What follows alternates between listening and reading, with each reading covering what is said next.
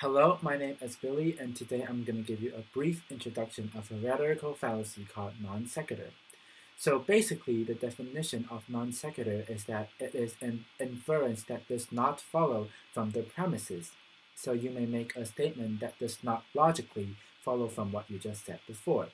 Now I'm going to give you a few examples to show us what exactly non sequitur is. So here comes the first example. Let's say our first premise is that magnet attracts iron. Our second premise is that this object is made of iron. So we can basically logically say that magnet attracts this object. But what if we swap around the premises? Our first premises become magnet attracts iron, and the second premises becomes magnet attracts this object. Can we say that this object is made of iron? No, because this object may be made of other things that magnet also attracts to. So this is called a non sequitur because the conclusion does not logically follow the premises. So for the second example, let's say our first premises is Lucky is a dog, and our second premises is all dogs are mammals. So we can logically come to a conclusion that Lucky is a mammal, because as long as Lucky as an individual is a dog, and that all dogs are mammal, Lucky must fall in the category of mammal. But what if we say our first premises is Lucky is a dog, our second premises is all dogs are mammal? Then we come to a conclusion that Lucky is a car. Well, this is also a non sequitur because the conclusion does not follow what was just said. It does not follow the premises. Although the premises are all true, but because the conclusion is not valid to your previous statement, it is still a non sequitur, which in Latin means does not follow. So for my third example, I'm going to take my own experience as the example. As an NCCU student, I am one of the members of student ambassadors.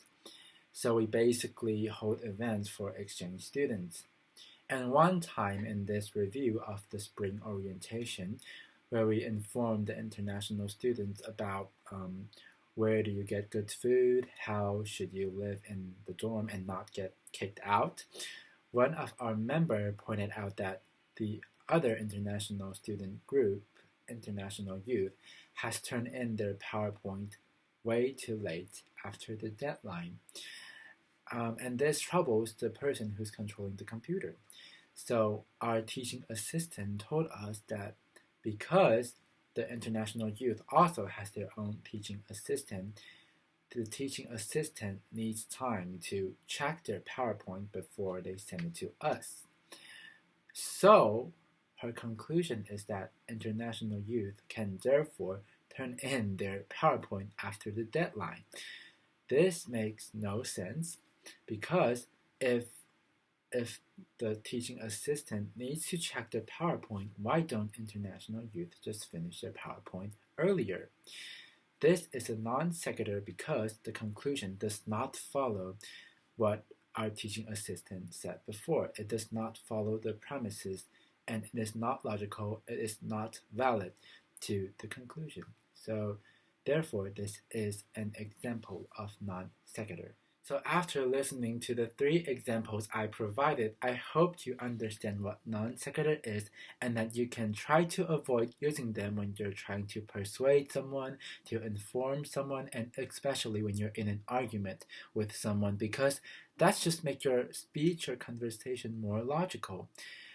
Do remember, try to always make your conclusion follow your premises. So thanks for watching this video and I hope you a good day.